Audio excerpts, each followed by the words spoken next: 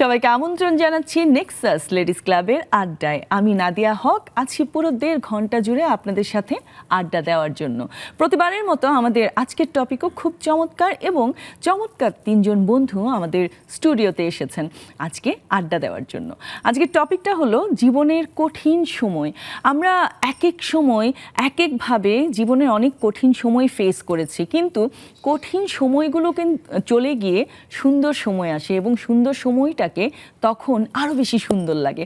So আজকে এই topic নিয়ে আড্ডা হবে। আড্ডা দেওয়ার জন্য কারা আছেন আমাদের স্টুডিওতে পরিচয় করিয়ে দিচ্ছি। আমাদের সাথে আছেন ঝুমা মিত্র, সঙ্গীত শিল্পী। ধন্যবাদ আপনাকে। তার পাশেই আছেন সাজিয়া ফেরদৌস, উদ্যোক্তা সাজিয়াস কিচেন। একেবারে শেষের দিকে আছেন নাসিমা চৌধুরী, সাবেক শিক্ষক, ব্লুবার্ড স্কুল অ্যান্ড কলেজ। কেমন আছেন আপনারা? ভালো আছেন? কেমন লাগছে এখানে এসে? খুবই ভালো লাগছে। তাই না? আমরা আজকে কিন্তু একজন সঙ্গীত শিল্পী আমাদের সাথে আছেন। এটা আমার খুব ভালো লাগে যখন কোনো সঙ্গীত শিল্পী আমাদের সাথে থাকেন, কারণ আমরা একটু পরপর গান শুনতে পারবো, তাই না আপা? আমারও খুব গান, তাই না? আচ্ছা, প্রথমে আপনার কাছেই চলে যাই। সাবেক শিক্ষক, তার মানে এখন আপনি শিক্ষকতা করছেন না? হ্যাঁ, অবসর নিয়েছেন। সো কত বছর ধরে আপনি শিক্ষকতা করেছিলেন? আমি একটানা 33 বছর। হ্যাঁ, 33 বছর। 1985 এ আমি জয়েন করি সিলেটের ব্লুবার্ড স্কুল অ্যান্ড কলেজে। আচ্ছা, একটানা। ওকে। আর 2018 এর ডিসেম্বরে আমি রিটায়ারমেন্টে গেছি। 2018 এর ডিসেম্বরে। আচ্ছা, শিক্ষক হয়ে ওঠার গল্পটা একটু শুনতে চাই। মানে আপনার নিজের ইচ্ছে, নাকি কেউ প্রথমে আপনাকে বলেছে তুমি শিক্ষকতা করতে পারবে, তোমার মধ্যে ওই গাটস আছে? সো এরকম কিছু শুনে এসেছেন, নাকি প্রথম থেকে ইচ্ছে ছিল যে আমি শিক্ষক হব? আচ্ছা, আমার বেড়ে ওঠার গল্পটা আসলে আমার বাবা সরকারি চাকরি করতেন এবং বাবার খুব ইচ্ছে ছিল আমি ডাক্তারি পড়ি। আচ্ছা, আমার এক ভাই আর আমি মিলে দুজনকে ডাক্তার বানানোর ইচ্ছা ছিল। তো কোনো কারণে আমি আর এইচএসসির পরে আর আমি ডাক্তারিতে গেলাম না, জেনারেল লাইনে চলে গেলাম, বাংলাতে মাস্টার্স করলাম। এরপর মাস্টার্স করার পরে আমার মনে হলো না, আমার শিক্ষকতা খুব দরকার। বাবাও খুব গাইডেন্স দিলেন যে মা, তুমি যেটা তোমার ইচ্ছা তুমি সেই প্রফেশন বেছে নাও। এবং আমার এত ভালো লাগে, মানে শিক্ষক হওয়ার অনুপ্রেরণা এটাই যে আমি আমার মানে বাচ্চাদেরকে আমার খুব বেশি ভালো লাগে। তাদেরকে অনুপ্রাণিত করার জন্য যেসব জিনিস দরকার সেটা বোধহয় আমি আমার ভিতরে সঞ্চিত করে রেখেছি বলেই আমি শিক্ষকতা জীবনে অনুপ্রেরণা পেয়েছি। চমৎকার। আমি শিওর আপনার যেসব স্টুডেন্ট ছিল সবাই আপনাকে খুব ভালোবাসতো এবং খুব মনে করে হয়তো আপনাকে, যে আপনি তাদের ছেড়ে চলে গেছেন। মন খারাপ নিশ্চয়ই করেছে যেদিন আপনি লাস্ট ক্লাস করেছেন। আপা, এটা তো মানে বলার অপেক্ষা রাখে না, চোখ দিয়ে পানি পড়ছে আর তারা দাঁড়িয়ে আছে। আচ্ছা, এরপরেও আমরা এখনও অনুপ্রেরণা পাই এইসব বাচ্চাদের কাছ থেকে, কারণ যেখানে যাই আমার স্টুডেন্ট ডাক্তার, ইঞ্জিনিয়ার, লয়ার, সঙ্গীত শিল্পী, নর্তকী, সব কিছু, রন্ধনশিল্পী, সব কিছু যেখানে যাই, বিদেশে স্বদেশে সব জায়গায় তারা ছড়িয়ে আছে এবং এমনভাবে চিনে নেয়, আমি মুখটা দিকে চিনি কিন্তু নাম ভুলে যাই, কারণ স্বাভাবিক, এত অগণিত স্টুডেন্টস, তাই না? এদের ভিতরে এখনো মনে বেঁচে আছে বলেই আল্লাহ আমাকে এখনো ভালো রাখছেন। চমৎকার, চমৎকার। এখন আপনার এই যে সময়টা কিভাবে কাটে? মানে যারা আসলে কোনো কিছু করে অনেক দিন ধরে, হ্যাঁ, কোনো একটা প্রফেশনে থাকে, পরে যখন একদম ফ্রি হয়ে যায় অবসরের বারান্দায় দাঁড়িয়ে আছি। কিন্তু প্রথমে যখন চলে আসলাম ঘরে খুব খারাপ লেগেছে, কিভাবে সময় কাটাবো, কারণ প্রতিদিন সকালে রোজ নামচা, যেমন বাচ্চার রুটিনটা ঠিক করে বইগুলি ব্যাগে ঢুকায়, ঠিক ওই রুটিনেই তো আমি বেরিয়ে যাই সবকিছু ডোমেস্টিক কাজ শেষ করে। তো এখন আমি সকালবেলা উঠে তো আচ্ছা যাই হোক, আমার আর তো অনেক অবসর, তো প্রার্থনা তো রয়েছে, নামাজ, তারপরে আপনার বোধহয় খুব সম্ভব জানবেন যে বৈশাখী টিভিতে সকালবেলা পবিত্র কোরআন শরীফের তেলাওয়াত হয়, এত সুন্দর। ওটা আগে শুনতে পারতাম না, এখন শুনি গত কয়েক বছরে। এটা বাংলা অনুবাদ তর্জমা। তো তখন আমি বাসায় তো শুধু আমি আর আমার হাজব্যান্ড, কারণ আমার 3টা মেয়ে, অলরেডি 3 জনের বিয়ে হয়ে গেছে, যার ফলে একা। তো এগুলি অবসরে, তারপরে গান দিয়ে শুরু, চ্যানেলের গান অনুষ্ঠান, তারপরে আসছে তৃতীয় মাত্রা, সংবাদ পর্যালোচনা। আমার এগুলি খুব ভালো লাগে। যেটা ভালো লাগে সেটা বেছে নিই, যেটা খারাপ লাগে সেটা বর্জন করি। বা তার মানে আপনি নিজের মতো করে আমি নিজের মতো আপনার সময়টাকেও গুছিয়ে গুছিয়ে নিয়েছেন, তাই না? তারপরে তো মেহমান আসলে আর ভালো লাগে, মেহমান যখন আসে। আর ভালো লাগার ব্যাপারগুলো যদি একটু জানতে পারি, মানে আপনার কি কি করতে অ্যাকচুয়ালি ভালো ওরে লাগে? বাবা, আমার মন খারাপ হলে আমি গান শুনি, আবার এমনিতেও গান শুনি। এই যে আপু যে রন্ধনশিল্পী, রান্না করছি গান শুনছি, অথবা আমরা তো বাথরুম সিঙ্গার, আমরা ওই সব গানটা নিয়েছি, এগুলো হারানের দিনের গানের আমার খুব ভালো লাগে। এক্স্যাক্টলি, কণ্ঠ যেমন হবে হোক, গান করতে সবারই ভালো লাগে, তাই না? ভালো লাগে, আমিও করি। না এখানে সঙ্গীত শিল্পী আছে না তা তো জানি, আমি বলছিলাম মানে আসলে বাসায় যখন আমরা একা থাকি একটু একটু করে গুনগুন করি। অনুপ্রেরণার উৎস। আর আমার মাও খুব গাইতেন, ওই ঘরোয়া। উনারা আগের সিনেমা টিনেমা দেখেছেন, সুচিত্রা উত্তমের ছবি টবি, হারানো সুর, উনি গান যখন গাইতেন তখন আমি আর আমার এক ভাই, এখন ডাক্তারের ও রিটায়ারমেন্টে, তো আমরা এগুলো একটু সুরগুলো শুনতাম, তারপরে মার সাথে গলা সারতাম। এটাও আমার হয়ে গেছে না, মানে খুব ভালো লাগে। চমৎকার চমৎকার, থ্যাংক ইউ সো মাচ সাজিয়া আপা। আমরা তো জানি যে আপনি অনেক গুণী রন্ধন শিল্পী, হ্যাঁ। সো এই যে গুণটা পেয়েছেন, থাকে না যে আমি মায়ের কাছ থেকে পেয়েছি, বা আমি নানুর কাছ থেকে পেয়েছি, দাদুর কাছ থেকে পেয়েছি, এরকম অনেকেই আছে যারা তার মায়ের রান্নার গুণটা পায় অথবা নানুরটা পায়। সো আপনি কারটা পেয়েছেন? মায়ের থেকে অবশ্যই পেয়েছি, মায়ের মতো হয় না, চেষ্টা করি, কিন্তু আমার একদম বিয়ের পর থেকে রান্নার প্রতি আগ্রহ ছিল। মা যখন রান্না করতে একটু একটু দেখতাম, ওটা মানে শখ থেকে এখন মনে হচ্ছে নেশা পেশা সবটাই আমার মানে জড়িয়ে আছে রান্নাটা। কত সাল থেকে আপনি শুরু করেছেন? আমি আমার পেজটা একদম 2021 সাল থেকে শুরু করি। তখন আমি জাস্ট আমার একটা ইউটিউব চ্যানেল দিয়ে আমার আসলে এদিকে আসা। আচ্ছা, আগে মানে রান্নার ভিডিও হ্যাঁ, একদম বানাতেন? মানে খুব দিন 3-4টা করতাম, ইউটিউবে ছেড়ে দিতাম। যখন আপনার কোভিড ছিল তখনই আসলে ঘরে বসে কি করব এই চিন্তা করতে করতে আমার আসলে খোলা হয়ে তারপর গিয়েছে। কেমন সাড়া পেয়েছেন? ভালোই সাড়া পেয়েছি। ওটা একদম খুব যাচ্ছিল। ওটা থেকে আস্তে আস্তে রন্ধনশিল্পীদের গ্রুপ, তারপর অনলাইনে ক্লাস করা। আমি অনেক ক্লাস করেছি অনলাইনে? হ্যাঁ, তখন তো আমার ঘর থেকে। আচ্ছা, অনলাইনে যে ক্লাস করেছেন, হ্যাঁ, মানে প্রপারলি করতে পারতেন? মানে আমরা তো আসলে সবাই অভ্যস্ত সামনাসামনি লাইভ তখন তো ক্লাস। আপু একদম করোনাকালীন সময় তো বের হওয়ার অত উপায় নাই। তখন তো মাত্র আমার এদিকের প্রতি একটু ঝোঁক ছিল, মানে আমি কিছু একটা করব। তখন আমাকে ওটাই বেছে নেওয়া হয়েছে। পরে আমি একদম ডে লং আবার অনেকটা সরকারি কোর্সও করেছি, কিন্তু একদম শেফ কোর্স যেটা, ওটা আমার করা হয় নাই। আর আমার মূলত রান্না একদম আমার মায়ের থেকে শেখা। এখনও আমি কোনো প্রবলেম হলে আম্মাকে ফোন দিই, আম্মা আমি এখন কি করব, কি দিব, আমাকে একটু আইডিয়া দিয়ে দেয়। তখন মানে হাতে খড়িটা একদম মায়ের থেকেই শেখা। আর এটা আসলে ওই যে বাচ্চাদের জন্য রান্না করতে হয়, নতুন নতুন আইটেম করতে হয়, আমার অভ্যাস হয়ে গিয়েছে। এখন আসলে আমার ভালো লাগে। এখন আপনার মানে এক্সপেরিমেন্ট করতে আরো বেশি ভালো লাগে, হ্যাঁ, তাই এখন না? আমি বিভিন্ন কম্পিটিশনে যাই, তারপরে কুইজগুলি অংশগ্রহণ করি, তারপর আপনার পত্রিকায় রেগুলার যাচ্ছে, অনলাইনে হ্যালো বাংলা যাচ্ছে, বাতায়নে যাচ্ছে। ভালো লাগে, কাজ করতে ভালো লাগে। ঘরে বসেই তো করছি। রান্নার বাইরে আর কি করতে ভালো লাগে? প্রচুর ঘুরতে ভালো লাগে। খেতে ভালো লাগে না? এত খেতে তো সুন্দর সুন্দর ভালোই রান্না লাগে, করে। তারপর আমার প্রচুর ঘুরতে পছন্দ। আমরা পরিবার নিয়ে আসলে অনেক ঘুরি। আমার হাজবেন্ডও অনেক ঘুরতে পছন্দ করে। বাচ্চারা এখন আমার বলা লাগে না, আমার বাচ্চারাই চায় যে আমরা কোথাও মানে যাই, ঘুরি, যতটুকু সময় পাই ততটুকু করি। আর এটা আমার আসলে এখন অভ্যাস হয়ে গেছে যে বন্ধ হলে কোথাও যাব। বাহ, এটা খুব ভালো অভ্যাস যে ফ্যামিলি নিয়ে আসলে উইকলি একবার একটু ঘোরাফেরা করা খুবই ভালো খুবই লাগে, গল্প ভালো। করতে বন্ধুদের সাথে, হ্যাঁ। ফ্যামিলির সাথে। আর এখন তো আমার নেক্সাস লেডিস ক্লাবের জুমের অনেক অনেক ফ্রেন্ড আছে, আমরা অনেক এনজয় করি। এটা একমাত্র লেডিস ক্লাব দ্বারাই সম্ভব আমাদেরকে একসাথ করা। চমৎকার চমৎকার। আপনার কাছে আসি, সঙ্গীত শিল্পী হয়ে ওঠার গল্পটা যদি একটু আমাদের সাথে শেয়ার করেন। ধন্যবাদ, শুভ সন্ধ্যা। শুভ সন্ধ্যা। নেক্সাস টেলিভিশনকে আমাকে এখানে আমন্ত্রণ জানানোর জন্য। আমার সঙ্গীত জীবনটা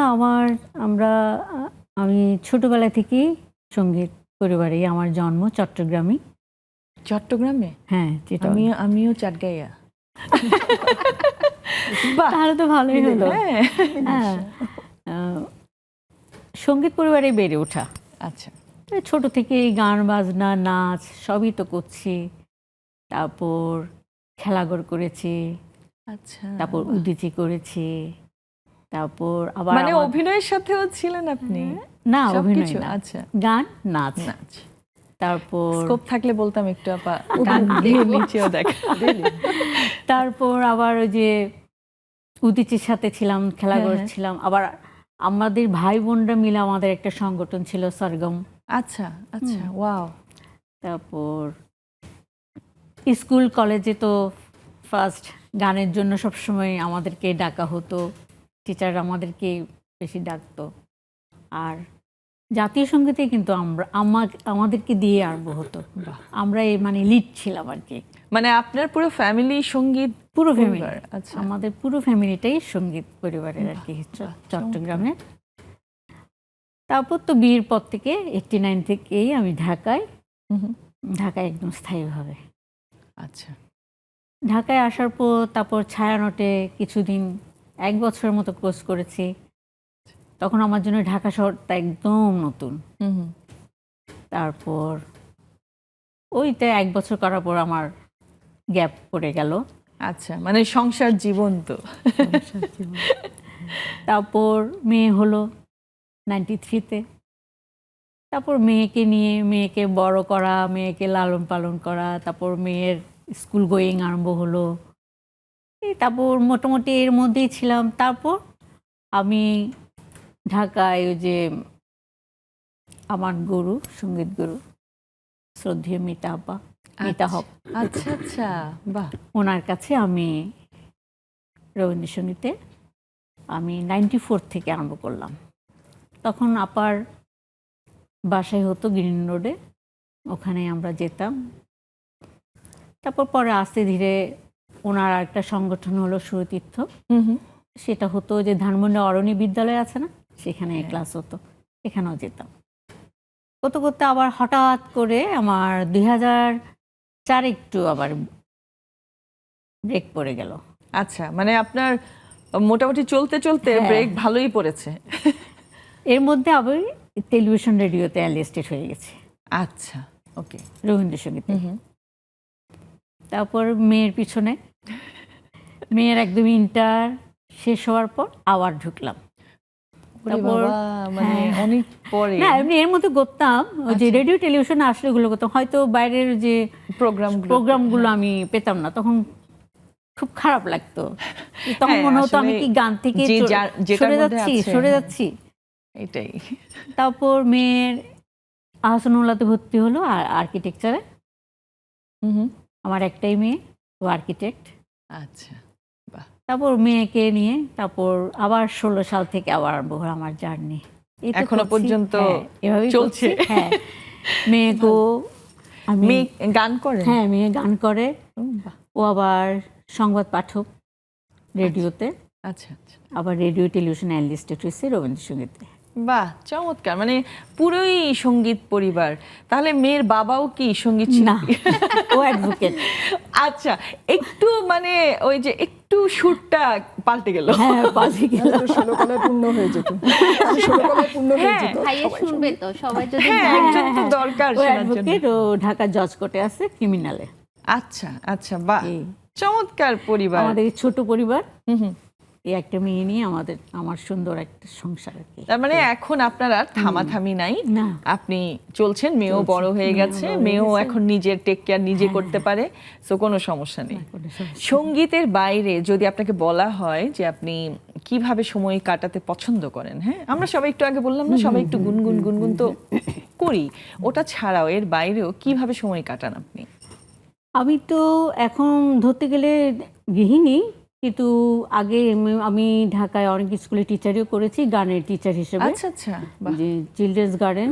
তারপর নেক্সট আমি যে বাংলাদেশ প্রতিবন্ধী ফাউন্ডেশন, হ্যাঁ হ্যাঁ, মিরপুর 2, ওখানকার আমি মিউজিক টিচার ছিলাম। ওয়াও। তো ওখানে আমি 2 বছর করার পর তারপর মানে আর পাচ্ছিলাম না, মানে সংসার গান সবকিছু নিয়ে। বাট স্পেশাল চাইল্ডদের সাথে কাজ করতে খুব ভালো লাগে না? হ্যাঁ, খুব ভালো মানে লাগে, খুব একটা শান্তি শান্তি খুবই লাগে না? শান্তি। ওরা যে এত বোঝে, আমার 2-3টা ছাত্রী সেরকম এখন বেশ ভালো পজিশনে আছে আর কি। বাহ বাহ, চমৎকার চমৎকার। আমরা তো এটা আমার আরো জন্য অনেক শুনবো। গর্বের বিষয়। সেটাই। ওরা যখন করে হ্যাঁ। আমার কাছে খুবই ভালো লাগে। চমৎকার। আমরা আরো শুনবো, একটা ছোট্ট বিরতি সময় হয়ে গেছে, নিয়ে নিচ্ছি ছোট্ট একটি বিরতি। কোথাও যাবেন না, আমাদের সাথেই থাকুন।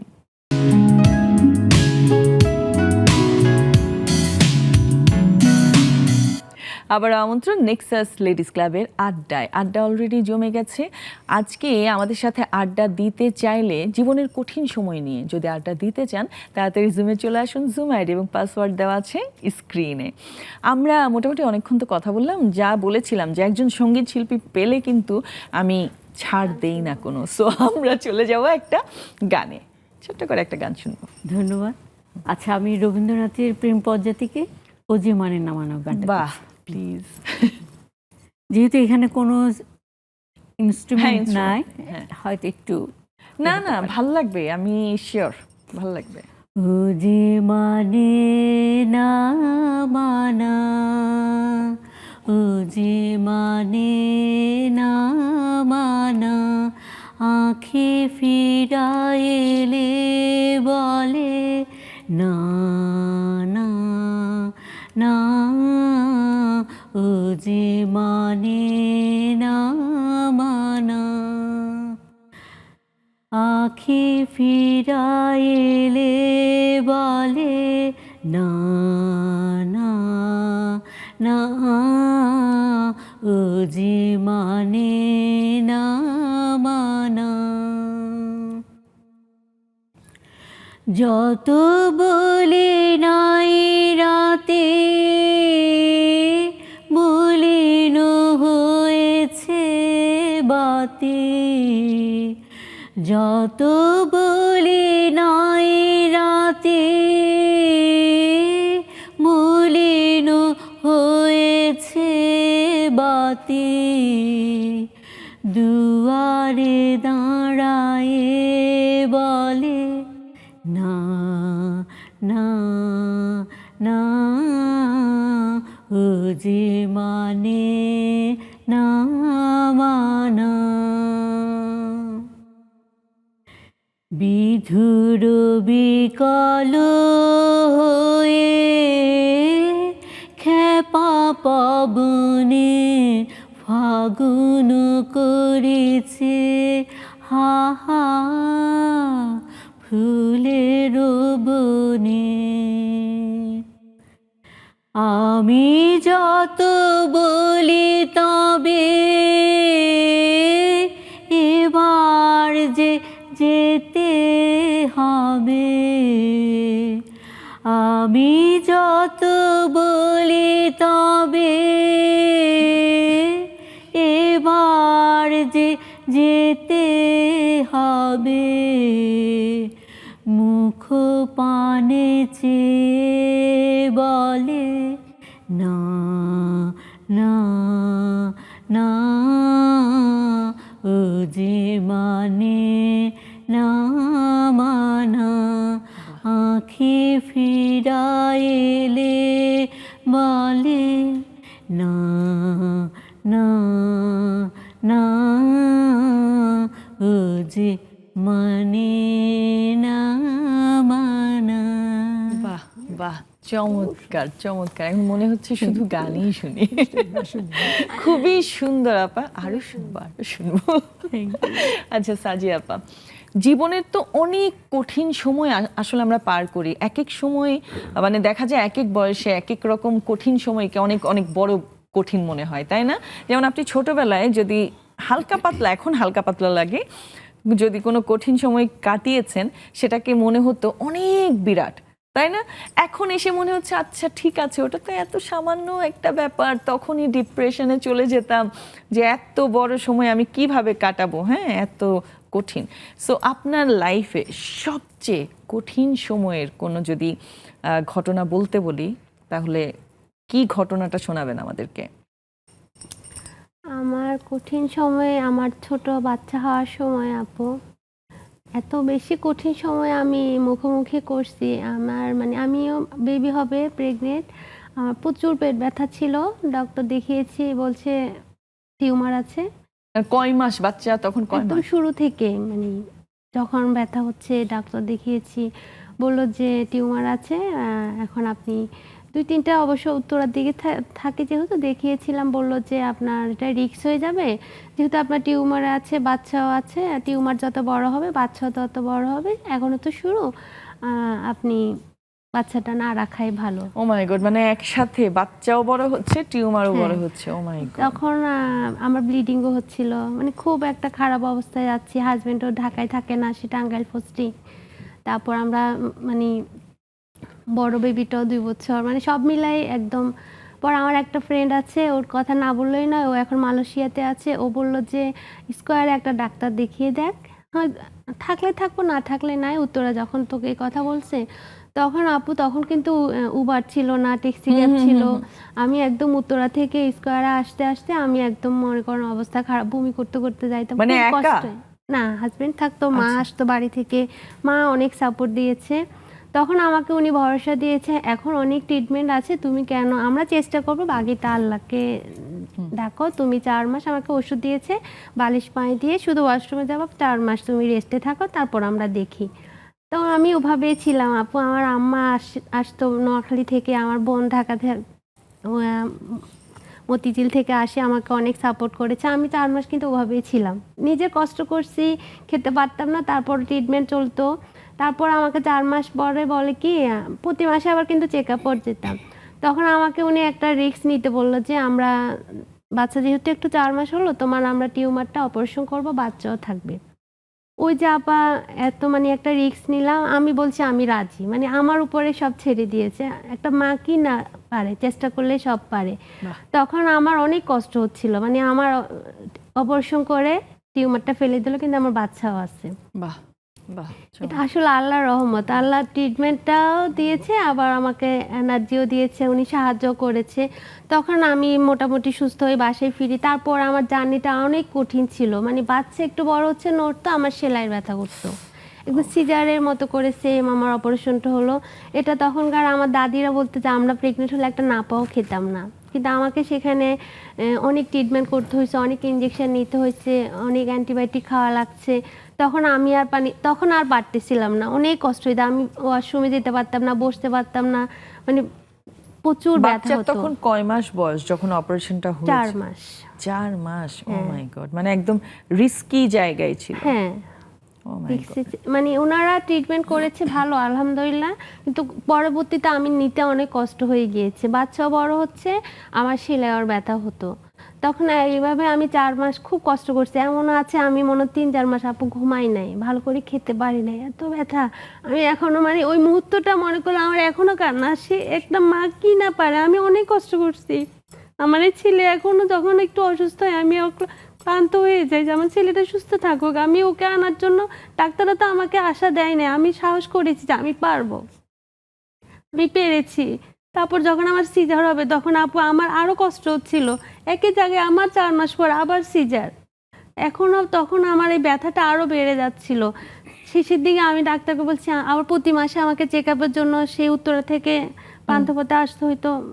হ্যাঁ, মানে তখন তো এই যেটা অনেক বলছিলেন মানে এত সুবিধা জানি, ছিল হ্যাঁ। না। তারপর আমি উত্তরা একটু ভিতরে আছি, রাস্তাটাও ভালো না, সব মিলে আমার অনেক মানে এত কঠিন পরিস্থিতি গিয়েছে যে 10টা মাস আমি যে কষ্টটা করেছি।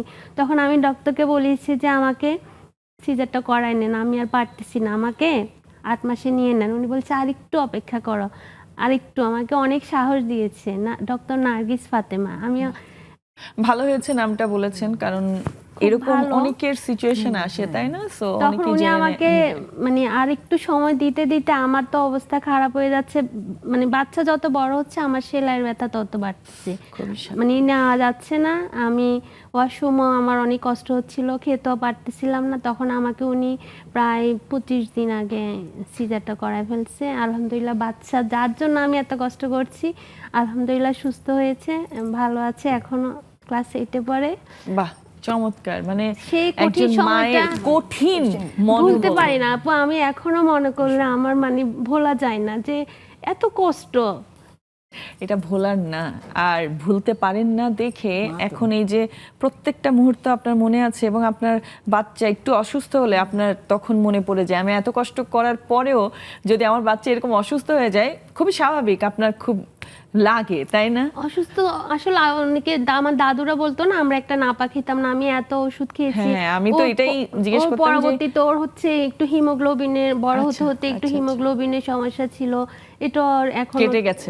রিকভার করতে করতে বড় হতে হতে থাকবে না, ও আবার খেতেও চাইতো না, একটু মানে জ্বালাইছো। তারপর আমি তো অনেক জ্বলছি, যেহেতু আমি একটা কঠিন এটার উপর মানে উপর আর কোনো কঠিন সময় আপু থাকতে আরো পারে আরো না। শুনবো। জুমে আমাদের অনেক বন্ধুরা জয়েন করে ফেলেছে আজকে, খুব সুন্দর লাগছে দেখছি সবাইকে, মনে হচ্ছে সবাই কোনো অনুষ্ঠানে যাচ্ছে, এই জন্য সেজে গুজে বসছে, খুব ভালো। হ্যাঁ, খুবই খুবই সুন্দর লাগছে। আমরা আড্ডা দিব, একটা বিরতি নিয়ে এক্ষুনি আসছি। নিয়ে নিচ্ছি ছোট্ট একটি বিরতি, কোথাও যাবেন না, আমাদের সাথেই থাকুন।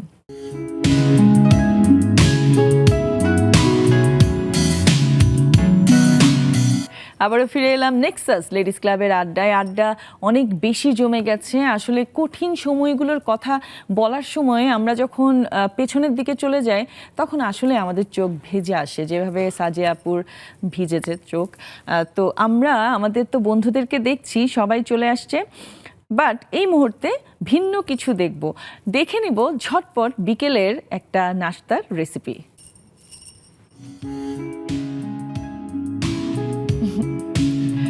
এটা হচ্ছে পরোটা রোল হবে, চিকেন বল আর সবজি দিয়ে এবং ম্যাগি মশলা দিয়ে কিভাবে পরোটা রোল বানাচ্ছে এটাই দেখবো আমরা। একদম easy। হ্যাঁ, খুব ইজি না? না না, আসলে ওই জন্যই তো বললাম ঝটপট নাস্তা। বাহ, চমৎকার চমৎকার। এটা কিন্তু বাচ্চারা খুব পছন্দ করবে, তাই না? এখনই খেয়ে ফেলতে ইচ্ছে করছে। বাচ্চারা কেন, আমাদের না, ভালো একদম লাগবে। খুব সুন্দর না ব্যাপারটা। আপা, কোনো যদি টিপস দিতে চান, আপনি যেহেতু রন্ধন শিল্পী, হ্যাঁ, মানে এখানে একটা ছোট্ট ঝটপট নাস্তা দেখে নিলাম, সো আপনিও যদি ছোট্ট করে কোনো একটা রেসিপি বলে ফেলেন। একদম, এই যে এখানে তো দেখিয়ে দিল যে মিক্স সবজি করে, হ্যাঁ। আমরা এইভাবে আপনার মিক্স সবজি করে রুটির মধ্যে দিও, হ্যাঁ, মানে বানানো রুটির মধ্যে দিয়ে রোল বানিয়ে ডিমে চুবিয়ে খেতে পারি। এটা বাচ্চাদের টিফিনে দেওয়া যায়, পরোটার মধ্যেও দেওয়া যাবে। হ্যাঁ, ওটা তো রুটি একদম মানে পরোটা কি বলবো, সবকিছুতেই ইউনিভার্সাল। দেওয়া যাবে। তাই তারপর না? আমি আবার বাসায় কি করে ওই সবজি অথবা মাংস টাংস থাকে একটু ঝোড়া করে পাউরুটির মধ্যে দিয়ে ওটাও ডিমে চুবিয়ে বাচ্চাকে টিফিনে দিয়ে দিই। এটাও বাহ, ঝটপট হয়ে যাচ্ছে। বাহ, চমৎকার চমৎকার, অনেক অনেক সুন্দর। আচ্ছা আপা, আপনার কাছে যাই। সাজিয়া আপা তো ওনার জীবনের সবচেয়ে কঠিন সময়ের কথা বললেন, তো আপনার কাছ থেকেও শুনতে চাই, এরকম কোনো ঘটনা কি আমাদের সাথে শেয়ার করতে চান কিনা? খুব কঠিন কোনো সময় সব মানুষেরই থাকে, তাই না? হ্যাঁ, একটু যদি বলেন। কঠিন বলতে আমার সেই স্বাধীনতা সংগ্রাম, পাকিস্তান আমলে স্বাধীনতা সংগ্রামে 71 সালে 25শে মার্চ কাল রাত্রি, আচ্ছা, আমরা তখন ঢাকার আজিমপুর বিল্ডিংয়ে থাকতাম, 69-এর C69 বিল্ডিংয়ে। আমার বাবা ছিলেন সরকারি অফিসার। আচ্ছা, তো কাল রাত্রিতে তো পাকিস্তান আর্মি ঝাঁপিয়ে পড়লো নিরস্ত্র বাঙালির উপর। একদম। তো আমরা আজিমপুর বিল্ডিংয়ে ছিলাম। তো তখনকার সময়ের ওদের অ্যাটিটিউড ছিল, লক্ষ্য যে যত সরকারি অফিসার আছেন তাদের সব জোয়ান ছেলেদেরকে ধরে নিয়ে মেরে ফেলো।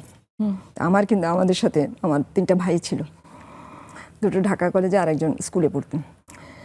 তো এখন আমার বিল্ডিং খালি হয়ে গেল, কারণ খবর আসলো যে ভুট্টো ইয়া আলোচনা সব ভেঙে গেছে।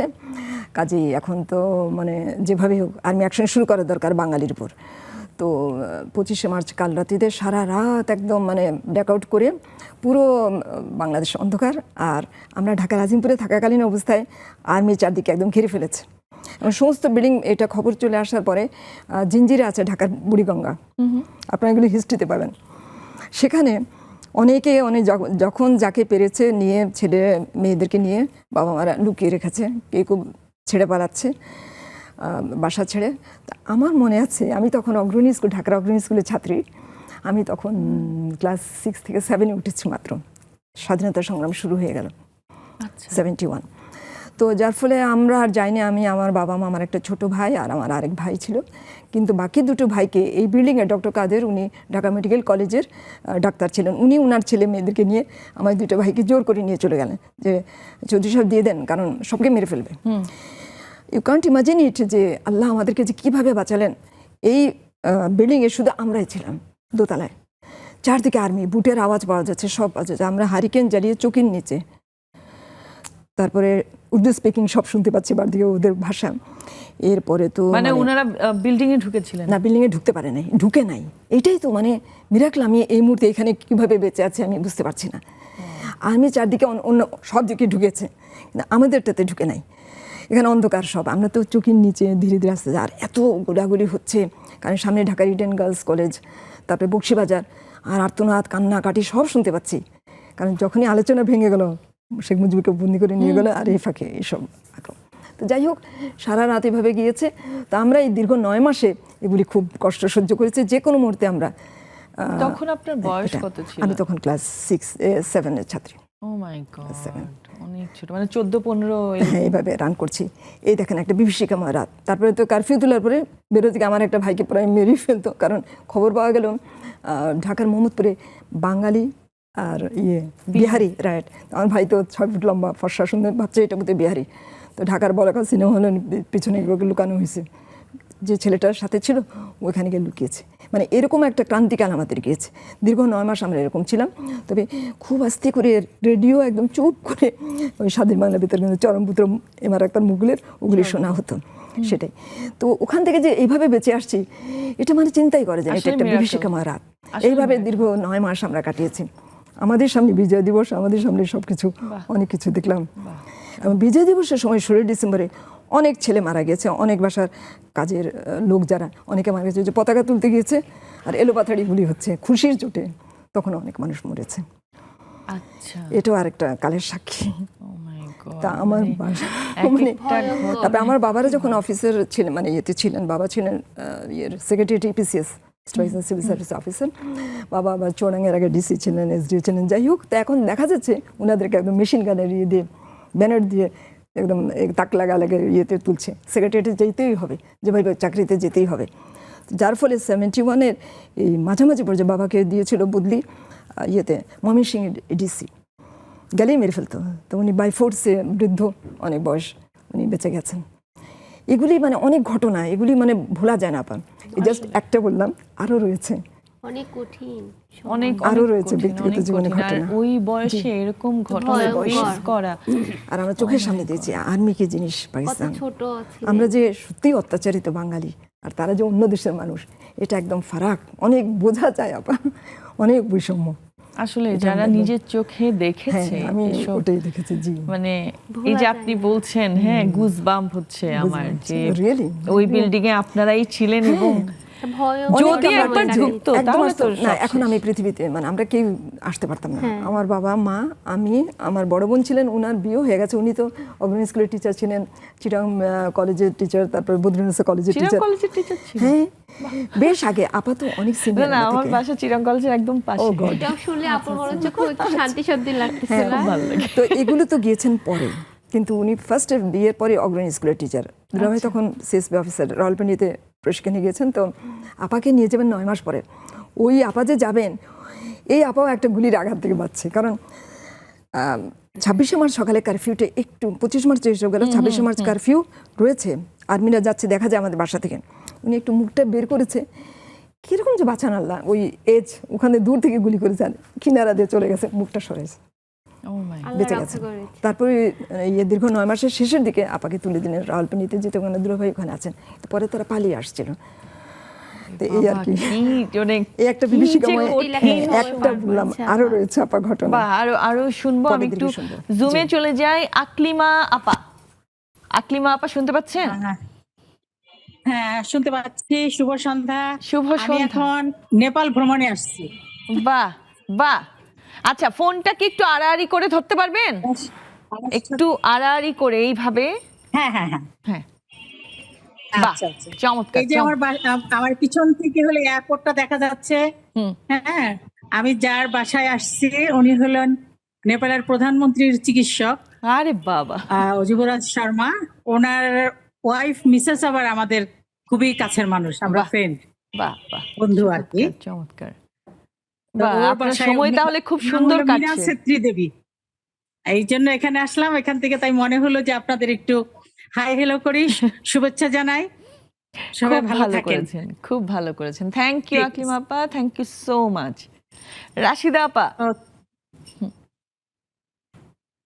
রাশিদা আপার ওখানেও সকাল। Good morning. Good morning all of you, সবাই কেমন আছেন? খুবই ভালো আছি।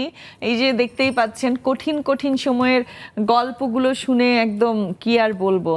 আপনার কাছ থেকেও ছোট্ট করে এমন কোনো গল্প শুনতে চাই যেটা আপনি যে সময়টা আপনি ফেস করেছেন খুব কঠিন ছিল, একটু যদি বলেন।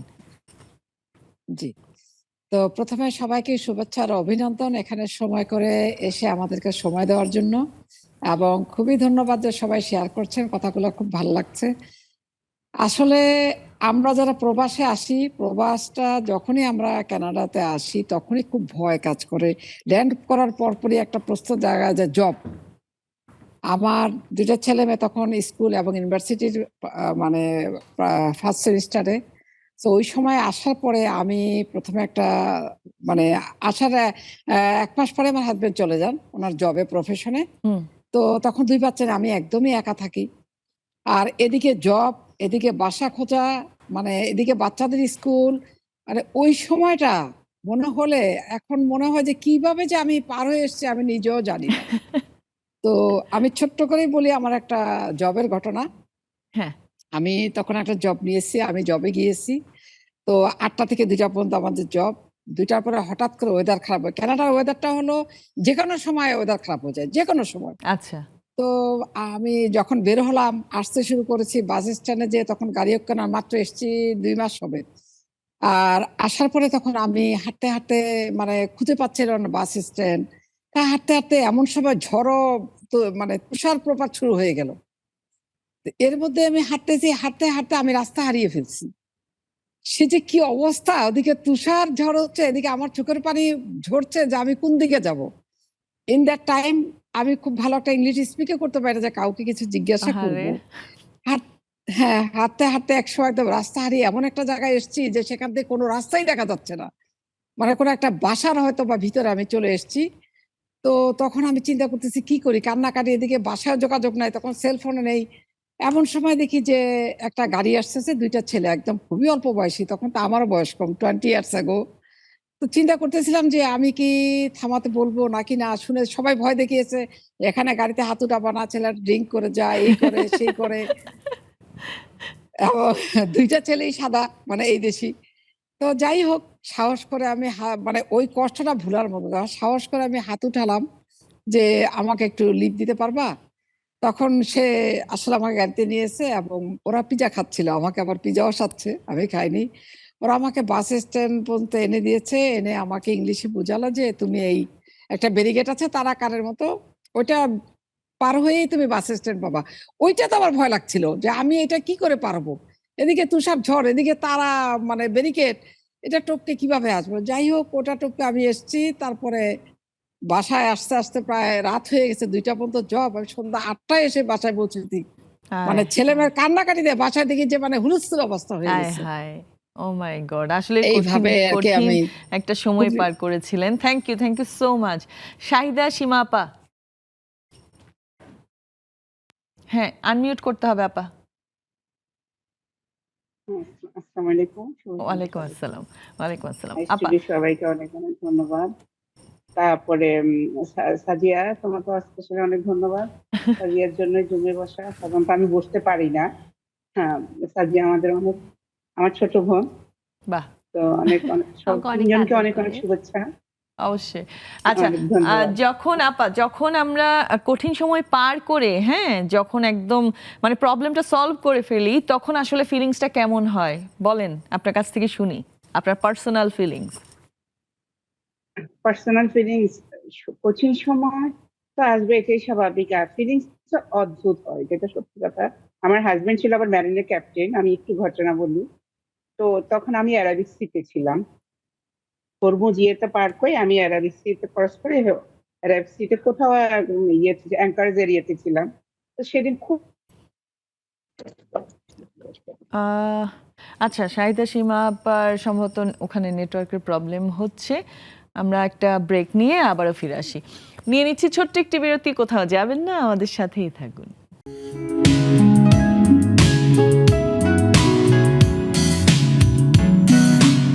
আবারও ফিরে এলাম ছোট্ট একটা বিরতি থেকে। অলরেডি অনেকেই জয়েন করে ফেলেছে, সবার সাথে গল্প হবে। আপনারা যারা প্রথমবার জয়েন করতে চান তাড়াতাড়ি জয়েন করে ফেলুন, আর যখন জয়েন করবেন ফোনটা এভাবে ধরে কোনো একটা স্ট্যাবল জায়গায় রাখবেন। আচ্ছা, একটু স্টুডিওতে থাকি, তারপরে আবার আমি জুমে আসছি। আপা, আপনার কাছ থেকে জানা হয়নি, আপনার জীবনের একদম সবচেয়ে কঠিন সময় নিয়ে একটু শুনতে চাই। সুখ দুঃখ নিয়ে কিন্তু জীবন, তাই না? দুঃখকে মোকাবেলা করতেই হবে, দুঃখ আসবে সুখও আসবে, এর মধ্যে আমাদেরকে চলতে হবে। একদম। তো আমার তেমন একটা কঠিন সময় আসেনি, তারপরে যতটুকু সময় এসছে তখন আমি শুধু গান, বাহ রবীন্দ্রনাথের গানটাই আমাকে তখন সব কিছু ভুলিয়ে দিত, বাহ, ওটাতেই আমি চলতাম। চমৎকার। কোন গানটা অ্যাকচুয়ালি সবচেয়ে বেশি আপনাকে ভালো রাখে? থাকে না সবার একটা গান থাকে, যেমন থাকে বাঁধ ভেঙে দাও, হ্যাঁ। তো অনেকে দেখি এই গানটা খুব শুনলে হয়তো কোনো শক্তি পায়।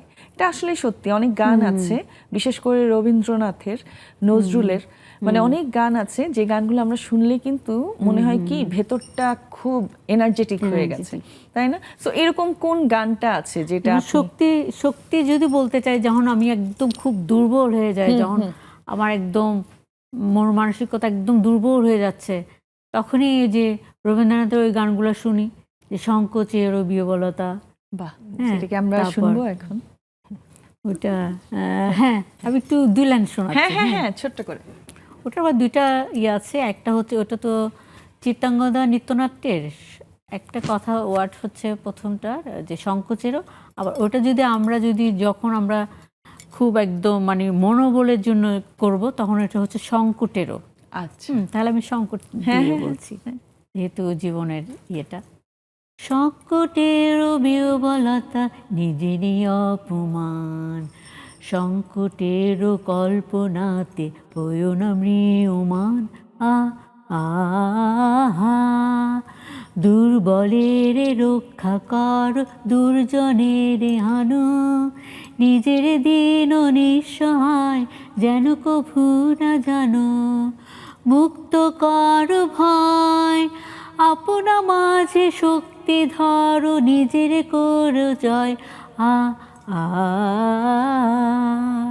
সংকটের বিহ্বলতা নিজেরই অপমান, সংকটের কল্পনাতে হইও না ম্রিয়মান। আহা, বাহ, চমৎকার চমৎকার। আমরা আবার একটু চলে যাই জুমে। মরিয়ম আপা। হ্যাঁ আপা, হ্যাঁ মরিয়ম আপা, আপনার কাছ থেকে একটু শুনতে চাই আপনার জীবনের কঠিন সময় নিয়ে এবং কিভাবে উতরে এসেছেন, একটু ছোট্ট করে শুনতে চাই, শুভ কারণ আজকে সন্ধ্যা অনেকেই আছে। সবাইকে। হ্যাঁ, শুভ সন্ধ্যা, অতিথিদের শুভেচ্ছা। আপুর দিদির গান শুনলাম, সাজিয়া আপু তোমাকে দেখলাম, শুভেচ্ছা সবাইকে। আমাদের শুভেচ্ছা আপু। মুক্তিযোদ্ধার গল্প বললেন আপু, আপুর কাছ থেকে শুনলাম, সবাইকে অনেক শুভেচ্ছা। তো হ্যাঁ, কঠিন সময় তো জীবনে আসলে, আমি জন্ম থেকে মৃত্যু পর্যন্ত মানুষের কঠিন সময় আসে যায়। এই তা আমার কঠিন সময় প্রথম যখন আমি মা হই, তখন সেই মুহূর্তটার কথা মনে হচ্ছে যে একটা কঠিন সময় মেয়েদের জীবনে সবারই আসে।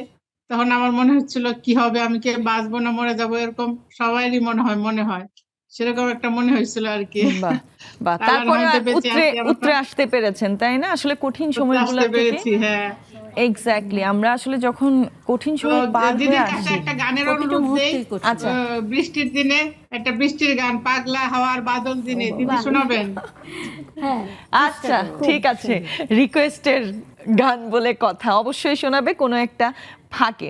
আচ্ছা, চলে যাই স্বপ্না আলম আপার কাছে। স্বপ্না আলম আপা, আপনার মনে হয় না কঠিন সময়, উল্টা আপনি কাউকে কঠিন সময় দিয়েছেন, আমার এটাই মনে হয়। আচ্ছা বলেন আপা। অনেক ধন্যবাদ, শুভ সন্ধ্যা সবাইকে। আর আজকে তো সাজিয়ে আসছে, ওর খুব সুন্দর লাগতেছে, একটা পুতুল, মধ্যে একটা পুতুল বসে বাহ আছে, বাহ, তো খুব ভালো লাগতেছে ওকে দেখে। হ্যাঁ। আর আজকের টপিকটা আসলে অনেক সুন্দর এবং অনেক কঠিন একটা বিষয়। কঠিন সময় যে আমার আসে নাই তা না, আবার কাউকে যে কঠিন অবস্থায় ফেলি নাই সেটাও না, কঠিন অবস্থায় ফেলছি আমার বোনকে, যে আমার সাথে বোনকে? যেটা, হ্যাঁ, হ্যাঁ, ওই আমার হয়ে ওই বারবার কঠিন সময়ের মধ্যে পড়ছে। কিন্তু কিছুদিন আগেও ও একটা কঠিন সময় পড়ছে আমার ভাগ্নের বিয়ের সময়। আর কাকতালীয় ভাবে আমি আর আমার বোন একই রকম শাড়ি পরছি, সুতরাং আমি গেছি পরে ওই বিয়ের অনুষ্ঠানে, ও আমার আগে পৌঁছে গেছে। আচ্ছা। তো ও যাওয়ার পর সবাই শুধু ওকে, কেউ ভাবি বলতেছে ওরে, কেউ চাচি বলতেছে, কেউ মামি বলতেছে, মামি এটা দিয়া যান, মামি ওইখানে ডাকতেছে। ও তো অবাকে, মানে ও কি বলবে। আরেকজন আমার পাশের বাসার এক ভাবি, সে তো আমাকে মনে করে ওর সাথে অনেক কথা বলে ফেলছে, হুম। মানে অনেক গোপন কথা, এটা সেটা, মানে পাড়ার মধ্যে যা যা হয় ওর কাছে গর্ব করে সব বলে দিচ্ছে। মানে ও বলছে এই মুহূর্তে আমার যে কেমন লাগছে আমি তোর বলতে পারবো না, তুই আসছিস ভালো হয়েছে, সবাই তো আমার চিরুবিলু করে ধরছে। মানে আমি কিন্তু ওই আমার হয়ে যখন ও কারো সামনে পড়ে, আমার বন্ধু বান্ধব বা আমার শ্বশুর বাড়ির লোকদের সামনে, তখন ও কঠিন সময়টা পার করে, তখন ও হাফ ছেড়ে বাঁচে যতক্ষণ পর্যন্ত না ও আমার দেখা না পায়। বুঝছো? একদম, এইভাবে একদম। কঠিন বুঝতে পেরেছি। মানুষের থ্যাংক আছে, ইউ। Thank Jibon you. মানেই তো কঠিন। একদম, থ্যাংক ইউ আপা। আচ্ছা, আমরা একজন নতুন মুখ দেখছি, নাম লেখা নাই বলে আমি বলতেও পারছি না। লেখা আছে রেডমি 10 পাওয়ার। হ্যাঁ, শুনতে পাচ্ছেন? একটু আনমিউট করতে হবে। আচ্ছা, নীলা, সাজিয়া আপা বলছে আপনার ছোট বোন? আচ্ছা, আচ্ছা। না, আমার ফ্রেন্ড হই। আচ্ছা, নীলা আপু। আমি অনেক আগের মেম্বার, আচ্ছা, মাঝে অনেকদিন এখন আমি হয়তো অ্যাটেন্ড বলে করতে নামটা পারিনি, রেখে যেহেতু আমার ছোট একটা বেবি আছে। আচ্ছা, ওর নাম হচ্ছে জাহানারা আক্তার নীলা। বুঝতে ভালো পেরেছি। আছেন হ্যাঁ, সবাই? নীলা লিখে দেওয়া হয়েছে। সো আপু কেমন আছেন বলেন? আলহামদুলিল্লাহ ভালো আছি। আপনারা ভালো? হ্যাঁ, আমরা খুব ভালো। গল্পগুলো খুব জমে গেছে। সো আপনি হ্যাঁ, মাঝখানে শুনছিলাম জয়েন করতে এতক্ষণ। পারেননি বলছেন, এখন থেকে ট্রাই করবেন জয়েন হ্যাঁ, করতে। ইনশাআল্লাহ। কারণ আমি মনে করি যখন অনেক মানুষ একসাথে থাকে, এইভাবে হোক, হ্যাঁ, একসাথে যখন থাকে, কঠিন সময় আসলেও কারো না কারোর কাছ থেকে সুন্দর সাজেশন পাওয়া যায়। এটাকে আপনি বিলিভ করেন কিনা? হ্যাঁ, হ্যাঁ, অবশ্যই। কারণ আমার লাইফে এমন এমন কিছু সময় গেছে, যে সময়গুলো আমি আমার পরিবারের কাছে বলতে না পারলেও আমার এমন কিছু ফ্রেন্ড আছে, তাদের মধ্যে সাজিয়ে একজন, সবকিছু অকপটে স্বীকার করা যায় বা বলা যায়, বাহ! একটা পরামর্শ নেওয়া যায়, ভালো একটা পরামর্শ অনেক সময় দিয়েছে। সেই জায়গা থেকে সাজিয়ার সাথে আমার পরিচয় হচ্ছে অনলাইনে। আমরা একটা পিঠা উৎসবে প্রতিযোগিতায় অংশ করি সেখানে, সেই থেকে ওরাও আজ অব্দি শিল্পী। বেশ ভালো একটা বন্ডিং। এবং ও হচ্ছে উত্তরায়, আমি মিরপুরে, আমাদের খুব ভালো একটা বন্ধুত্ব হয়ে গেছে। বাহ, সেই জায়গা চমৎকার, থেকে যেমন চমৎকার। আমি এই বন্ধুত্ব প্রায় যেন প্রতিদিনে বলি বসবো, অটুট থাকে। প্রতিদিনে বলি বসবো, কিন্তু বসতে পারি না। আজকে ও বলছে যে আজকে কিন্তু অবশ্যই আসবি। যত ব্যস্তই না থাকি, আমি আমার বাচ্চাকেও অন্য রুমে রেখে এসে বসলাম। বাহ, চমৎকার। Thank you so much. আচ্ছা, পারুল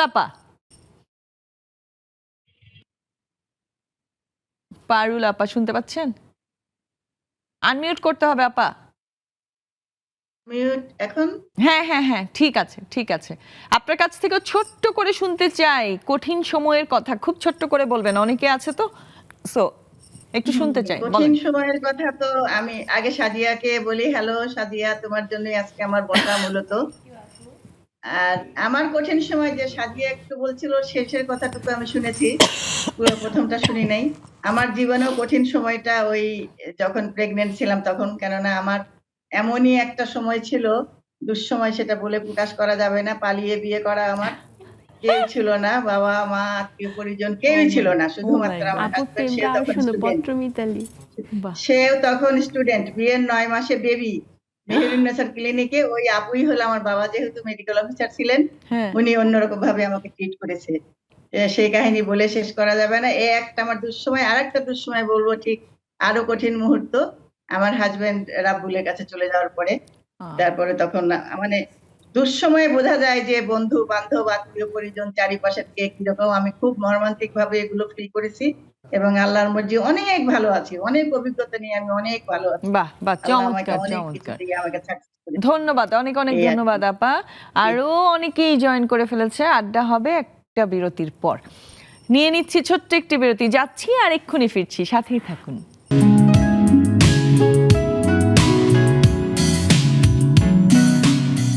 আবারও ফিরে এলাম আমাদের আড্ডায়। এই পর্যায়ে চলুন একজন উদ্যোক্তার গল্প, কঠিন সময়ের গল্প তার মুখ থেকে শুনে আসি। আমি রাজিয়া সুলতানা। আমার ছোটোখাটো একটা প্রতিষ্ঠান আছে, আমি আলো ফ্যাশন হাউসের ওনার। আমি বাংলাদেশ মহিলা সমিতি এবং জাতীয় মহিলা সংস্থার মেম্বার। আমার নিজস্বই 60 জন নারী উদ্যোক্তা আছে, তাদেরকে নিয়ে বাংলাদেশের বিভিন্ন ডিস্ট্রিক্টে, জেলায় আমি মেলার আয়োজন করি, আমি অর্গানাইজ করি মেলাগুলো।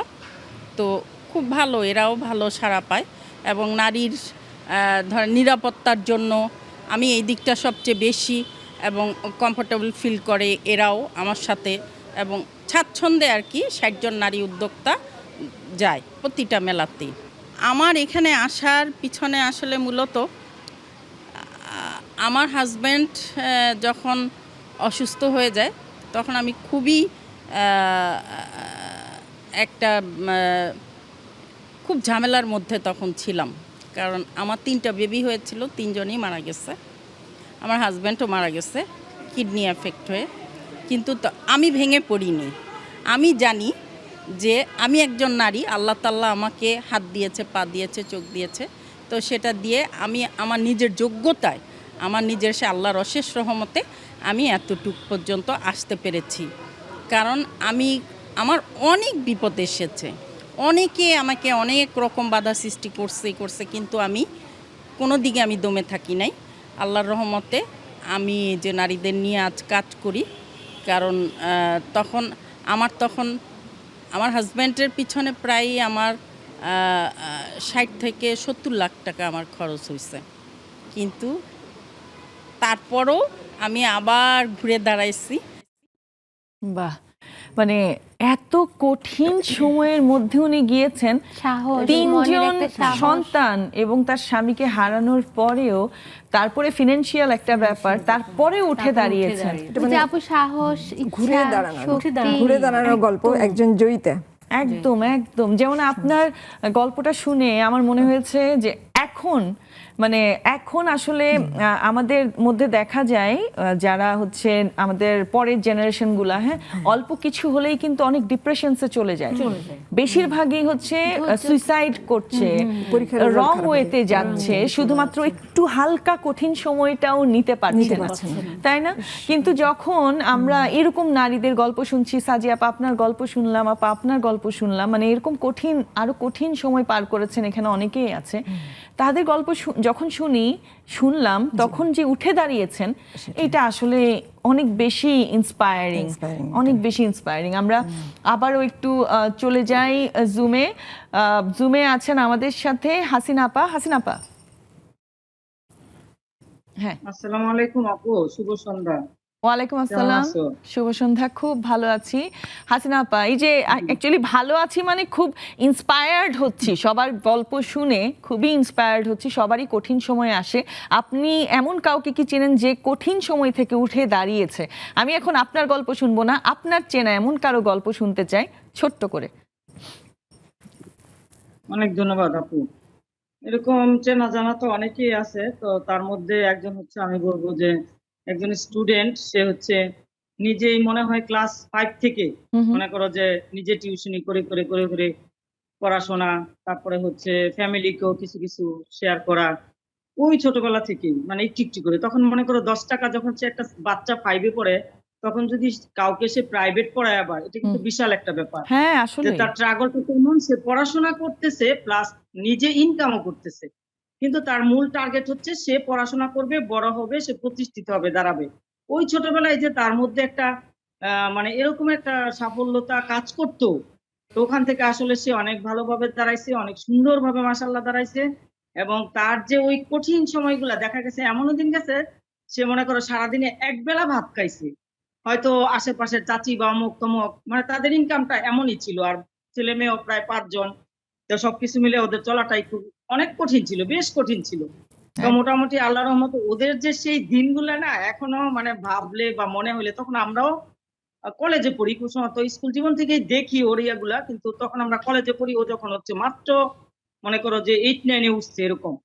তো ওর সেই সময়গুলা পার করে ও ইনশাল্লাহ এখন আল্লাহ দিলে একটা কলেজের চিফ কোঅর্ডিনেটর, বাহ ওর বাহ, ছেলে মেয়েগুলো অনেক ভালো চমৎকার। আসলে স্কুলে এরকম পড়তেছে, মানুষগুলোকে অনেক দেখলেও ভালো আছে। লাগে, তাই না? থ্যাংক ইউ আপা। রাহিমা খাতুন, শুনতে পাচ্ছেন? আপু, হ্যাঁ, কেমন আছেন? আলহামদুলিল্লাহ। আমি আজকে অনেকদিন পরে জয়েন করলাম। আচ্ছা, ছোট্ট করে শুনতে চাই, আপনার যদি এরকম কোনো গল্প থাকে খুব ছোট্ট করে বলবেন।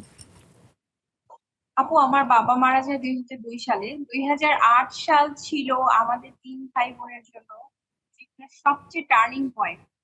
তো মানে দেখা গেছে 2টা বছর আমরা 3 ভাই বোন মা সহ অনেক স্ট্রাগল করি।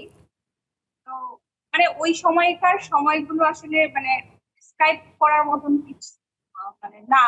হ্যাঁ, তো তারপরে আমরা তিনজনকে উঠে আসতে পেরেছি এবং ওই যে মা আমাদেরকে বাবা ছাড়া পাখি পালকের মতো হাত ধরিয়ে রাখলো, ওই সময়গুলো জীবনের সবচেয়ে টার্নিং পয়েন্ট একদম এবং ওগুলোই একদম ধরে রাখার মতন আমাদের তিনজনের। একদম একদম। Thank you so much. Munni আপা, শুনতে পাচ্ছেন? আসসালামু আলাইকুম আপু, হ্যাঁ শুনতে পাচ্ছি। ওয়ালাইকুম আসসালাম। আপনার কাছ থেকেও শুনতে চাই আপনার গল্প, এরকম যদি কোনো গল্প থাকে ছোট্ট করে।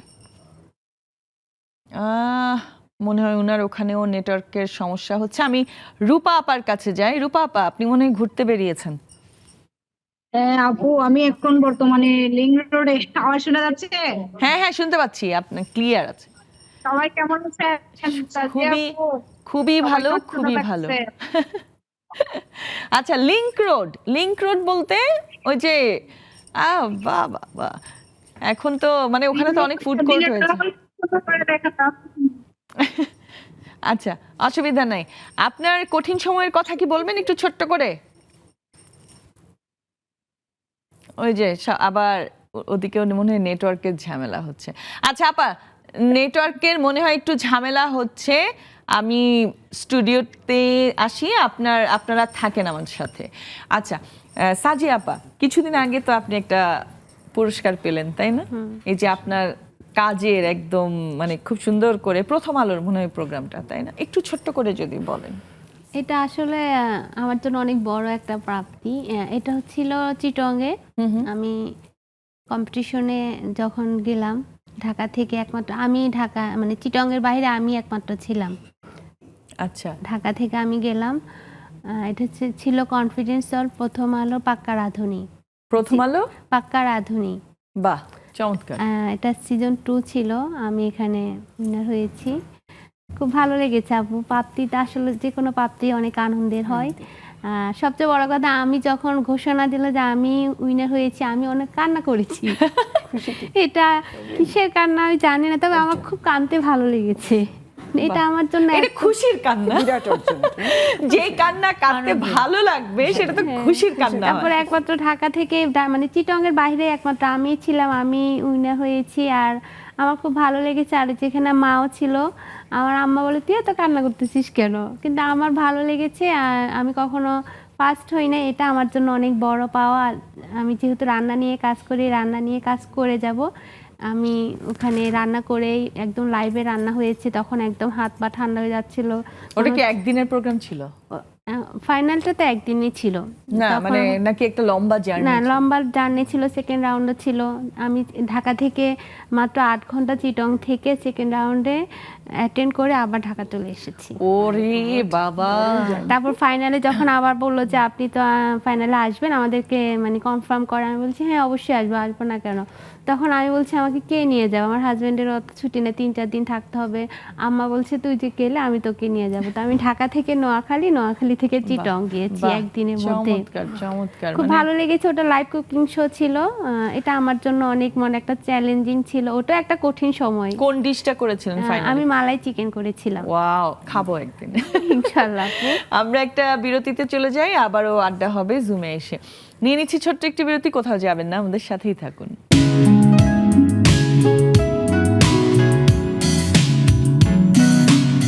আবার ফিরে এলাম নেক্সাস লেডিস ক্লাবের আড্ডায়। এখন একেবারে শেষ পার্টে আছি। অনেক কিছু তো দেখলাম, অনেক কিছু শুনলাম। এখন একটা ছোট্ট করে কবিতা শুনে ফেলি আপা।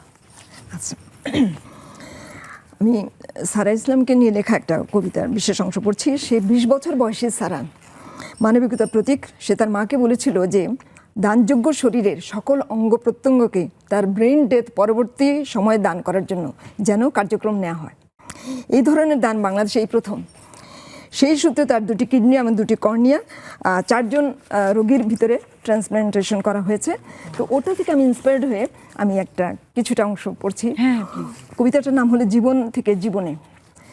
সারা ইসলাম ঐশ্বর্য নামে আছে প্রাচুর্য, একজন শিল্পী সারা ছবি আঁকতে, সুন্দর কার্টুন কমিকের মনের দুয়ারে হানা দিতে জুড়ি নেই তার। এগিয়ে চলে সময়ের তরি, ভেতরে চলমান রক্তক্ষরণ, জীবন যুদ্ধের লড়াকু সৈনিক, স্কুল কলেজে চলে নিয়ত পদচারণা, হৃদয়ে আকাশে মানবিকতার নিত্য আনাগোনা। সার্জারির সময় হলো 11 জানুয়ারিতে। মানবিকতায় উদ্ভাসিত সারাকে রাঙ্গাতে অন্তরে তার খেলা করে, আজন্ম লালিত স্বপ্ন হারাবে কি অন্ধকারে? জীবন দিয়ে প্রাণ ফিরিয়ে দেয়া সেই তো আমার চাওয়া। কিডনি দান করলো 19 জানুয়ারি। লাইফ সাপোর্ট খোলা হলো। স্বর্গের শিশুটি চলে গেল স্বর্গে। ওর 2 চোখ ভরে অশ্রু হয়ে ঝরছিল রক্ত, মুখে ছিল স্নিগ্ধ প্রশান্ত হাসি, তারই রেশ ভরে তুলেছিল চারপাশ। কিডনি রোগে মৃত্যুপথ যাত্রী 2 জন, ফিরে পেল সারার কিডনিতে জীবন। চোখের জ্যোতি হারানো 2 জন যুক্ত হলো পৃথিবীর আলোর ভ্রমণে। ত্যাগ তিতিক্ষার জোয়ার এলো, সমাজ সচেতনতার দোলা খেলো, সাক্ষী হয়ে রইল ইতিহাস আগামী পৃথিবীর আকাশে বাতাসে। সুন্দর পৃথিবীতে গোলাপের ন্যায় সারা ইসলাম ঐশ্বর্য অমর অক্ষয় অম্লান হয়ে রইল জনমনে। জনমানুষ অনুপ্রাণিত হবে সারার মহানুভবতায়। সারা যেন বলে গেল মৃত্যুতে জীবনের শেষ নয়। বাহ বাহ, এর সারা খুবই ইসলাম খুবই ঐশ্বর্য। সুন্দর। আপনার কাছে আসি, এই যে সারার কথা যে বলছে, এরকম মানুষ কিন্তু আমাদের লাইফে অনেক সময় পাওয়া যায়, তাই না? মানে আপনার লাইফেও নিশ্চয়ই অনেককেই দেখেছেন যে নিজেকে উৎসর্গ করে দিচ্ছে কোনো না কোনো কাজে। মানে আমি বলছি ভলান্টারিলিও করছে, সে হয়তো কিছু পাচ্ছে না, তাই না? সো তাদের যদি একটু কথা বলতে চান আপনি, যে আমরা তো অনেক প্রবলেমের মধ্যে থাকি, তাদের কথা মনে করে কিন্তু একটু শান্তি পাই, তাই না? তাদের উদ্দেশ্যে আমি এটুকুই বলবো, আসলে এরা যে আমাদের জন্য এত বড় একটা মহৎ কাজ করে যাচ্ছে, এটা আমাদেরও উচিত যে আমাদের দেহগুলো, মানে আমাদের শরীরের যত পার্টস আছে আমরাও যদি ওরকম দান করে যেতে পারি, তাহলে আমার শরীরের একটা অংশ দিয়ে যে যদি আরেকজন বেঁচে যায়, তাহলে সেটাই আমার জন্য অনেক বিশাল ব্যাপার। একদম। সাজিয়া আপা কিছু বলতে চাচ্ছিলেন আপনি? হ্যাঁ বলেন। আমি আমার অর্জন নিয়ে বলতে যাচ্ছি যে লেগে থাকতে হবে। আমি এই যে রান্নার কাজ নিয়ে আমি আজকে 4 বছর লেগে আছি, একদিন না একদিন সাফল্য আসবে। একদম একদম, থ্যাংক ইউ সো মাচ। আমরা আবারও একটু চলে যাই রেবেকা আজম আপা। হ্যাঁ রেবেকা আজম আপা, তাড়াতাড়ি বলতে হবে কারণ সময় একদম শেষের দিকে। একটু শুনতে চাই আপনার কাছ থেকে, কঠিন সময়ে আসলে। হ্যাঁ শুনতে পাচ্ছি, বলেন। আজকের যে বিষয়টা খুব সুন্দর। প্রত্যেকটা মানুষের জীবনে এই সময়গুলো আসে, হ্যাঁ, এই সময়গুলোকে পার করে যাওয়াই হচ্ছে জীবনের আসল সময়। আর প্রত্যেকটা মানুষ সমানভাবে জীবন যাবে না, সময়ের উথাল পাথাল না হলে জীবন কিভাবে চলবে, এতটুকুই বলি না দিয়া। ধন্যবাদ। Thank you so much. খুব সুন্দর করে ছোট্ট করে বলেছেন আপনি, খুব ভালো লেগেছে। শাহানা আপা, আপনিও কিছু বলতে চাইলে ছোট্ট করে বলতে পারেন।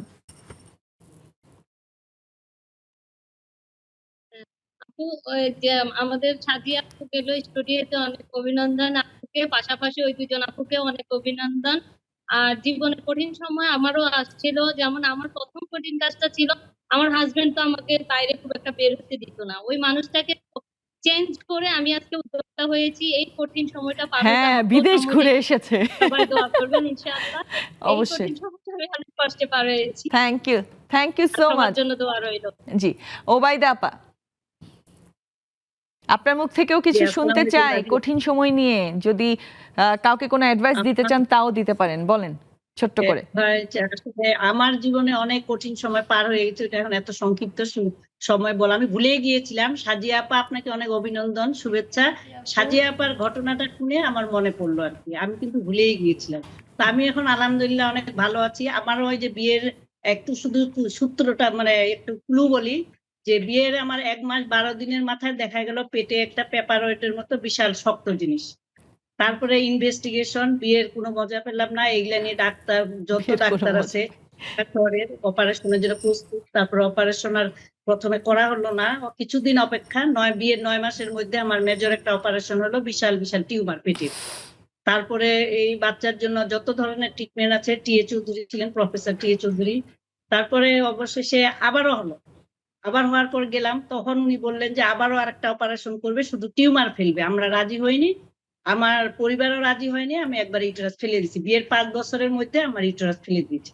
কিন্তু আমি এখন সম্পূর্ণ আল্লাহর হুকুমে সুস্থ, আমার কোনো সমস্যা নাই আলহামদুলিল্লাহ। তখন যতখানি আমি অসুস্থ ছিলাম তার চেয়ে আমি অনেক সুস্থ আলহামদুলিল্লাহ। আমি সব ভুলে গিয়েছিলাম, সাজিয়া আপার কথাগুলো শুনে আমার মনে পড়ে গেছে। অনেক কষ্ট করছি জীবনে, অনেক অনেক প্রতি মাসে ট্রিটমেন্ট, এই ডাক্তার সেই ডাক্তার। সেটাই আসলে এইগুলা করতে হয়, কঠিন সময়গুলো এইভাবেই পার হয়। Thank you so much. Taru আপা,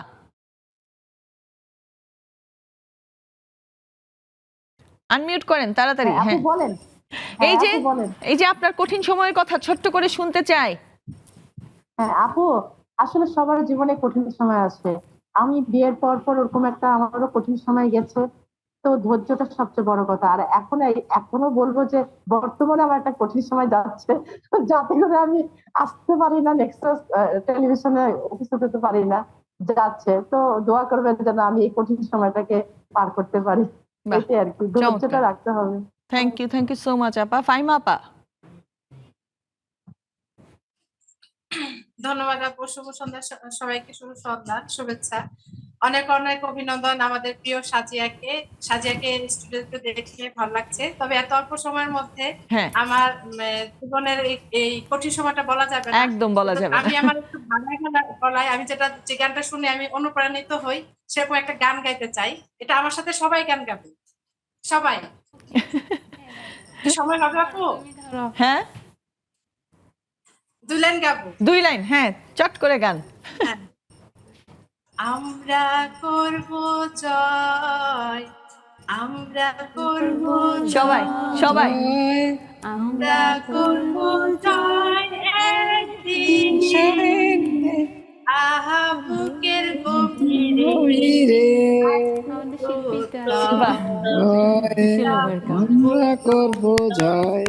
চমৎকার চমৎকার। আমাদের একদম সময় একদম শেষের দিকে, আমরা গান শুনতে শুনতেও বাড়ি যাব, যেহেতু আমাদের মাঝে সঙ্গীত শিল্পী আছেন। আপনাদের সবাইকে অনেক অনেক ধন্যবাদ সাথে থাকার জন্য। খুব ভালো লাগছে সবার সাথে কথা বলে, যদিও সবার সাথেই কথা বলা যায় না, ছোট ছোট্ট করে বলতে হয়েছে। আচ্ছা, আমরা গান শুনতে শুনতে বাড়ি যাব। তার আগে আপনাদেরকে অনেক অনেক ধন্যবাদ এখানে এসে এত সুন্দর করে আড্ডা দেওয়ার জন্য, সুযোগ দেওয়ার জন্য। টেলিভিশনকে অনেক ধন্যবাদ। বাহ, চমৎকার। আমি বিদায় নিয়ে নিচ্ছি, তারপর আমরা গান শুরু করব। আজকের মতো এখানেই বিদায় নিচ্ছি। ভালো থাকবেন, সুস্থ থাকবেন, নেক্সাস টেলিভিশনের সাথেই থাকবেন। আমি মরিয়ম আপার যে পাগলা হাওয়া, এটা দিয়ে আমি গানটা শেষ করছি। সবার পছন্দের গান। হ্যাঁ, এটা বর্ষারই গান, যেহেতু এখন বর্ষাকাল।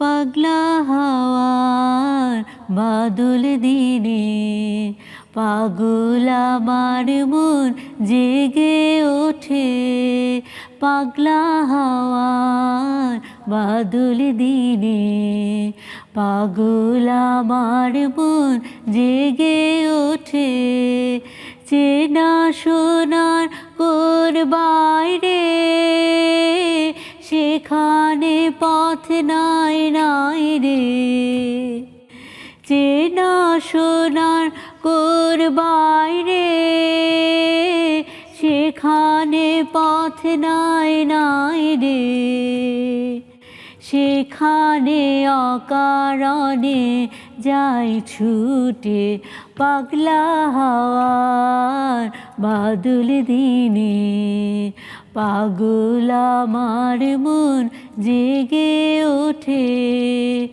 ঘরের মুখে আর কে রে কোনো দিন সে যাবে ফিরে, ঘরের মুখে আর কে রে কোনো দিন সে যাবে ফিরে, যাবে না দেয়াল যত সব গেল ঘুচে, যাবে না পাগলা হাওয়ার বাদল দিনে পাগল আমার মন জেগে ওঠে পাগলা হাওয়া বাদল দিনে পাগল আমার মন জেগে ওঠে